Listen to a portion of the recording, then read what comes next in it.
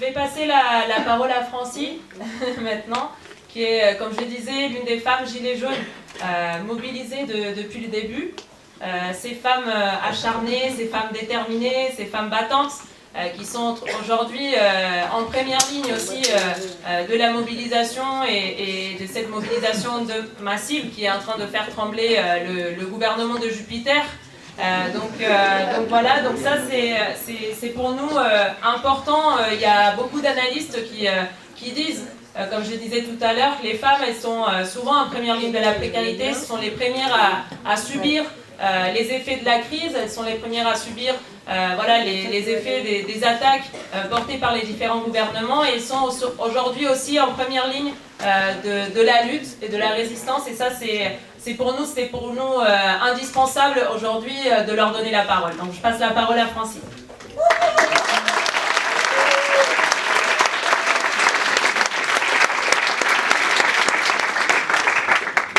Bonsoir à toutes et tous. Effectivement, comme vous le constatez, je fais partie des Gilets jaunes et je te rectifie juste pour un petit élément. Je n'ai pas fait partie des Gilets jaunes dès le début. En fait. Comme pour beaucoup, j'ai pensé que c'était un mouvement qui était porté par l'extrême droite ou par le patronat. Donc j'ai eu comme une méfiance. Mais bon, comme chacun sait, ce mouvement il a été porté dès le départ par les femmes, notamment les plus précaires.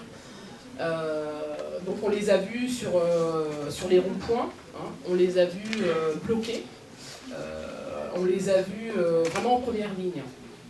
Et tout simplement parce que dès qu'il y a des hausses de taxes, quand les lois d'austérité sont votées, ce sont les premières on va dire, à casquer, quoi, vraiment à être touchées. Donc je rappelle ces quelques chiffres, hein, c'est toujours important de les rappeler hein, pour les avoir en tête. 80% des travailleurs pauvres sont des femmes, 80% c'est énorme. 82% des familles monoparentales sont constituées d'une mère avec ses enfants, 82%. Les femmes touchent en salaire 25% moins que les hommes, donc forcément les retraites, elles sont bien moindres que celles des hommes. Et par ailleurs, il faut savoir que pour les emplois à temps partiel, c'est 82% des femmes qui les occupent.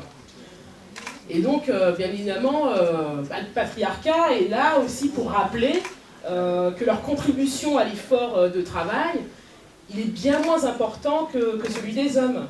D'où inégalité salariale, mais également invisibilisation de l'apport des femmes, notamment à l'éducation des enfants, aux tâches ménagères, soins apportés au mari, les personnes âgées.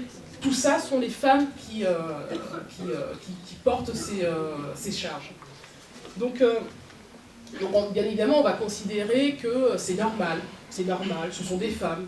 Donc, à ce titre, ce sont des tâches qui leur incombent.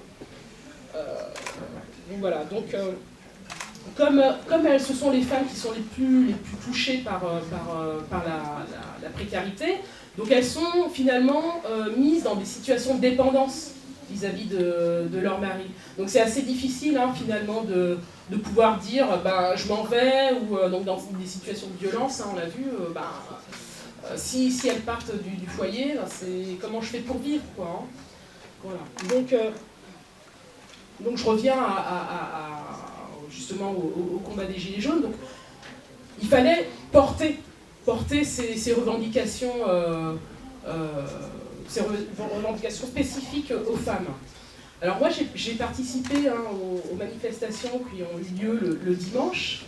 Donc c'est un autre groupe de femmes Gilets jaunes, donc il y a plusieurs groupes hein, qui se sont montés un petit peu partout en France, notamment plusieurs en Île-de-France, principalement deux. Hein. Et moi j'étais un petit peu gênée hein, par ces manifestations, parce qu'il n'y avait pas véritablement de revendications spécifiques aux femmes. Et ce qui m'a un peu choquée, notamment par rapport aux propos de la personne qui a mis en place ces manifestations, elles tenaient véritablement à dire qu'elles étaient féminines et pas féministes. Donc ça, voilà, ça disait tout sur le type de manifestation auquel on a participé. Moi, au départ, je n'avais pas vraiment vu, j'étais contente, je me suis dit, tiens, il y a des femmes qui s'organisent, on va y aller, on va essayer de porter notre voix, puis finalement, au bout de la troisième, moi, j'ai dit stop. Donc,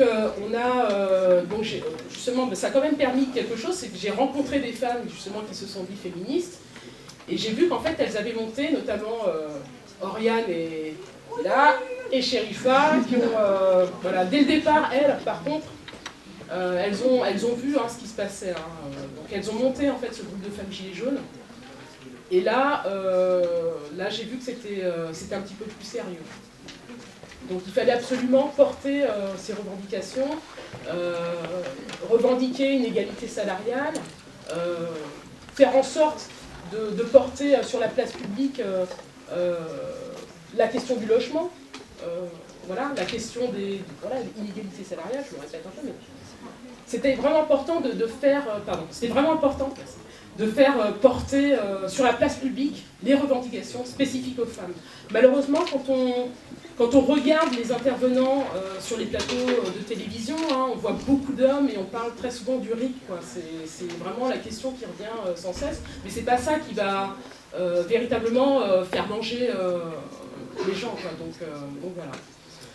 Alors, donc justement, je ne vais pas être trop long, mais on a commencé à s'organiser, on s'est vu à plusieurs reprises, on communique beaucoup à travers les réseaux sociaux, on a monté une page, Femmes Gilets Jaunes, on a monté un groupe, et là on organise dès lundi 25 février une AG de Femmes Gilets Jaunes, et ça va se dérouler à la Bourse du Travail de Saint-Denis. Donc c'était important pour nous de porter le combat des femmes dans les quartiers populaires, qu'on vienne jusque dans ces quartiers, qu'on les invisibilise pas. Et donc on a fait le choix d'aller dans le 93. Voilà. Donc ça aura lieu lundi 25 février, salle Krasuki, à 19h.